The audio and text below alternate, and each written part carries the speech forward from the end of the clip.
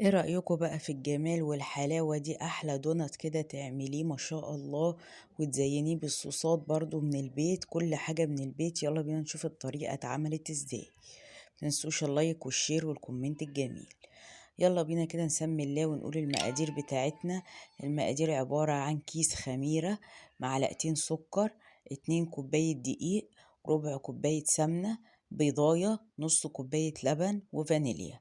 يبقى 2 كوب دقيق عليهم ربع كوباية سمنة، عليهم بيضاية، عليهم نص كوباية لبن، عليهم معلقتين سكر، عليهم كيس خميرة فورية. هاخد اللبن ادفيه تدفية بسيطة كده عشان هو كان في التلاجة، علشان ما يفسدليش الخميرة. هحط ربع كوباية السمنة زي ما انتوا شايفين كده. هنزل كل اللي في العبوة علشان يبقى المقدار مظبوط. دي طريقة الدونات يا جماعة، سهلة وسريعة جدا. هحط السكر، يبقى انا حطيت ربع كوباية السمنة على معلقتين السكر. هحط كمان البضاية اهوت، بس اشوفها الاول سليمة ولا ايه، في حاجة بره. نزلت بالبيضة. هنزل بالفانيليا على طول، ولا البيضة، كيس فانيليا اهو كده. وهنزل بكيس خميرة فورية، وهبتدي اقلب كل دوت اهوت. يبقى انا حطيت ايه في بولة العجن؟ حطيت بضاية، حطيت معلقتين سكر، حطيت كيس خميرة، حطيت ربع معلقة سمنة، حطيت رشة فانيليا او كيس فانيليا. يا رب تكون كل حاجة واضحة ليكوا كده. متنسوش اللايك والشير والكومنت الجميل، ونكمل مع بعض ان شاء الله. حطيت ايه تاني في البولة؟ حطيت معلقتين سكر على كيس خميرة فورية، على بضاية، على ربع كوباية سمنة، على رشة فانيليا. هبتدي انزل بنص كوباية اللبن اللي انا دفتها. نزلت بنص كوباية لبن اللي انا دفتها. يبقى هقول تاني المقادير. حطيت بضاية، حطيت كيس فانيليا، حطيت مع كيس خميرة فورية، حطيت معلقتين سكر، حطيت نص كوباية لبن وربع كوباية سمنة. هبتدي انزل بقى بالدقيق تدريجيا كده، وحطيت كمان معلقة خل، وهحط رشة ملح على الدقيق اهو زي ما انتوا شايفين. هرش رشة ملح على الدقيق، وهبتدي انزل بقى على الخليط السائل. يبقى دول كوبايتين دقيق بياخدوا رشة ملح. كوبايتين الدقيق بياخدوا سوائل قد ايه؟ بياخدوا ربع كوباية سمنة، بياخدوا نص كوباية لبن، بياخدوا بضاية، بياخدوا كيس خميرة فورية، بياخدوا كيس فانيليا، بياخدوا معلقة خل. بس كده اهو كده. هغير بقى اللي انا كنت بقلب بيه، وانزل كده زي علامة الهلب كده، عشان اعجن بقى جامد اهو زي ما انتوا شايفين. ما تنسوش نص كوباية اللبن بتتدفى علشان الخميرة. اهو كده يا حبايبي، هعجن جامد جدا لغاية لما بقبولة العجن تنضف كده من العجينة. وبعد كده هطلعها. بصوا اهو نطفت ازاي. معنى كده ان العجينة اتعجنت حلو. حتى لو بتعجني في طبق بلاستيك على ايدك، هتفضلي تعجني لغاية لما تسيب الطبق. شايفين العجينة طرية ولينة خالص ازاي؟ ما شاء الله، عجينة ممتازة وناجحة جدا. هسيبها بقى لما تخمر. هغطيها كده واسيبها لما تخمر عشان نشكلها مع بعض ان شاء الله. متنسوش بقى اللايك والشير والكومنت الجميل عشان يوصل لكم كل الوصفات اللي بنزلها على قناتي، وصفة شيماء. اهو بقى هنا هي خمرت. اللهم صل وسلم على سيدنا محمد عليه افضل الصلاة والسلام. العجينة خمرت بتاعت الدونات. هبتدي بقى ايه، اشكلها لقطعتين او اقطعها لقطعتين، علشان اقطعها زي ما انتوا هتشوفوا. يا رب عليك صلاح الحال، اصلح حالنا وحالكم يا رب، اللهم امين. هغطي بقى القطعة اللي انا قطعتها علشان وشها ما ينشفش. وهاخد بقى القطعة ديت زي ما انتوا شايفين كده. هبتدي اشكلها. هفردها معاكو رشة دقيق من تحت كده بسيطة، وهبتدي افردها معاكو. افردوا بقى بالعجلة، بالنشابة، بالمردنة، اي حاجة بايدك لو حابة، لان هي العجينة لينة جدا وممتازة جدا جدا. بصراحة طعمها طلع تحفة، والتشكيل تحفة ما شاء الله.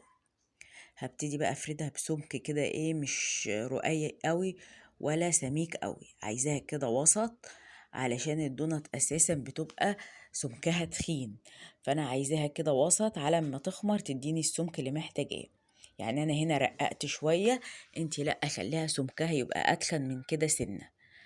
هبتدي اجيب الدقيق كده، انا طبعا ما عنديش قطعه الدونت، فجبت كده مج، وابتديت ايه اقطع بيه دايرة، وبعد كده جبت القمع بتاع الكيس الحلواني، وهقطع بيه الدايرة اللي جوه اهو. شكل الدونت زي ما انتوا شايفين عطتني شكل الدونت. بحط كده القطاعة اللي بقطع بيها في الدقيق علشان تقطع لي والعجينة ما تمسكش في الحاجة اللي بقطع بيها اهو. بصوا الشكل ما شاء الله. هو كان عايز يبقى سمكه اتخن من كده سنة علشان يديني برضو الانتفاخات الحلوة، او يديني السمك المنتفخ الحلو. يا رب عليك صلاح الحال، اصلح حالنا وحالكم يا رب، اللهم امين. شايفين ما شاء الله. هبتدي بقى اقطع الكمية اللي معايا كلها، وطبعا الشكل الصغير ده برضو هقليه، هيبقى عامل كده زي لقمة القاضي، ترش عليه سكر وقرفة كده ويتاكل، بيبقى عامل زي لقمة القاضي ما شاء الله، بيبقى طعمه حلو اهو. بسلك بس العجينة وهاخد كده، وطبعا هبقى فردة فوطة او قماشة نظيفة واحط عليها اهي بقى القطع الصغيرة دي. ممكن تلميها في العجينة تاني وتشكليها قطع كبيرة زي ما انتوا شايفين، بس لا انا حابة ان انا اعملها كور صغيرة كده زي لقمة القاضي. هنا بقى لميت العجينة اللي فضلت وهسيبها ترتاح، وهجيب العجينة التانية، لان انت لو ابتديتي تفردي فيها مش هتتفرد، لان انت لميتيها على بعض عايزة ترتاح تاني. هبتدي افرد العجينة دي برضك زي ما انتوا شايفين. بصوا برضو انا خليت سمكها تخين شوية عن الاولانية.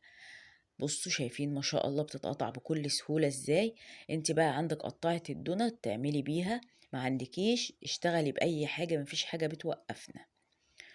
لا إله إلا الله سيدنا محمد رسول الله عليه أفضل الصلاة والسلام. بكرر لكم الخطوات تاني علشان كل حاجة توصل لكم بسهولة. اهو كده يا حبايبي ما شاء الله، الشكل طالع شكله حلو ما شاء الله، منتظم كده. ربنا يحسن ما بين ايديا وايديكوا يا رب، اللهم امين. الدونات طعمه حلو جدا، وحلوة سهلة وسريعة يعني. معرفش بتتباع غالية برا ليه، مش عارفة والله يا جماعة. هنا بقى فردت كده قماشة نظيفة ورحت سايباه عشان يخمر. شايفين بقى السمك بتاعه بيبقى زي كده واكتر كمان. بصوا ما شاء الله خمر ازاي. ممكن تقطعي ورق زبدة او ورق كراريس مربعات وتحطي عليه كل واحدة لوحدها، وتروحي نازلة على الزيت على طول وتقلبيها من الورقة. بس انا استسهلت وعملت كده على طول علشان ما تحسوش انه صعب. حطيت زيت كده في القلاية، وابتديت بقى اول ما سخن لازم يسخن، هبتدي انزل بقى بالدونت كده زي ما انتوا شايفين. وخلي بالكوا يا جماعة في النقطة دي، لانه بياخد لون بسرعة جدا. ايدك تبقى فيه على طول تقلبيه يمين وشمال، لانه بيحمر وبياخد لون بسرعة جدا جدا جدا، أسرع حاجة بتاخد لون في الزيت. شايفين أنا عمالة أقلب فيه ازاي يمين وشمال يمين وشمال عشان ما ياخدش لون من جنب واحد، وهياخد لون على طول في ثواني. يعني التسوية بتاعته سريعة جدا جدا جدا. انا لما سخنت الزيت وطيت الزيت سنة شوية، النار سنة شوية، علشان زي ما انتوا شايفين بياخد لون بسرعة، بس عشان يستوى من جوه ومن بره. اهو بصوا اللون بتاعه، والكاميرا ظلماه خالص والله يا جماعة. هبتدي اطلع بقى على ورق كده علشان لو في زيت او حاجة ينزل في الورق. بصراحة هو ما كانش شارب زيت ولا حاجة، مش اول مرة اقلي معجنات وما تشربش زيت. كمان مطلعاها على ورق علشان لو في نقطة ولا كده برضو تمتصها. اهو حطيت مرة تانية طاسة تانية زي ما انتوا شايفين، وبقلب على طول علشان بتاخد لون على طول يا حبايبي. لا إله إلا الله سيدنا محمد رسول الله عليه أفضل الصلاة والسلام. يلا بقى نقلي لقمة القاضي اللي هي الكور الصغيرة اهو يا حبايبي. الكور الصغيرة دي بقى عاملة زي لقمة القاضي كده اهو. ما شاء الله الكمية اللي معايا عملت لي كمية حلوة. كوبايتين الدقيق بيطلعوا كمية محترمة، ما خدوش مني اي حاجة. يعني قومي بقى اعملي كوباية كده للولاد، هتطلع معاكي كمية حلوة. ما شاء الله دول كوبايتين دي اهو يا حبايبي. زي ما انتوا شايفين بوريكوا السمك بتاعها ما شاء الله، هش وجميل. بصوا بقى الكور الحلوة دي تحطيها بقى ايه كده في سكر وحبة قرفة، تبقى جميلة. بصوا هشة ازاي من جوه ما شاء الله. هشة جدا جدا جدا. يلا بينا بقى نزينها بصوص ابيض وصوص شوكولاتة ابيض وصوص شوكولاتة بني. انا عاملاهم في البيت الاتنين صوص دول عاملاهم في البيت. ان شاء الله هنزل لكم وصفة الاتنين صوص دول في الوصفات الجاية ان شاء الله. اهو بصوا ما شاء الله. هبتدي بقى ايه ازين كده الدونت. دي شوكولاتة صوص شوكولاتة انا اللي عاملاه في البيت، وصوص شوكولاتة ابيض برضو انا اللي عاملاه في البيت. ان شاء الله هنزل لكم الطريقة في الوصفة الجاية بإذن الله. اهو كده كنت هنزله لكم مع الوصفة بتاعت الدونت، بس كانت هتطول عليكم جدا، فقلت لا انا انزله لوحده علشان تستفادي منه. ده الصوص الابيض انا عاملاه في البيت ما شاء الله متماسك على الحاجة. هبتدي بقى ارش فورماسيه كده على الدونت اهوت. ممكن تعملي شكل تاني الشكل الرخامي، لون الشوكولاتة البني والبيضة مع بعض. هعملهم معاكم دلوقتي اهو زي ما انتوا شايفين ما شاء الله. ربنا يحسن ما بين ايديا وايديكوا يا رب اللهم امين. ما شاء الله شايفين الجمال والحلاوة. متنسوش بقى الاشتراك في القناة لقناتي وصفة شيماء، بنزل لكم كل الوصفات الجميلة والسهلة. مش هقول الرخيصة لان ما عادش في حاجة رخيصة، كل حاجة مقاربة لبعضها. بس لو جبتيه من بره غالي جدا، بس هو فعلا بيتعمل في البيت ارخص من بره بكتير، والنتيجة بتطلع زي بره ويمكن احسن من النظافة ومن الحلاوة. اهو كده والكمية كمان اهو شايفين بقى. عملت الاشكال اللي قدامكم دي بصوص الشوكولاتة ابيض، صوص شوكولاتة غامقة، وبعد كده رشيت الفورماسيه. وده كانت اخر النتيجة اللي انا عملتها. متنسوش اللايك والشير والكومنت الجميل لقناتي وصفة شيماء. الله على الجمال وعلى الحلاوة. ايه رأيكم بقى في احلى دونت كده تاكلوه من ايديكوا؟ يلا قومي تشجعي وتنشطي كده واعملي دونت لاولادك بكل سهولة. والله ما بياخد وقت ولا بياخد يعني مقادير. كل الكمية من بصوا طاري ازاي الكمية. لسه في تاني غير دوت.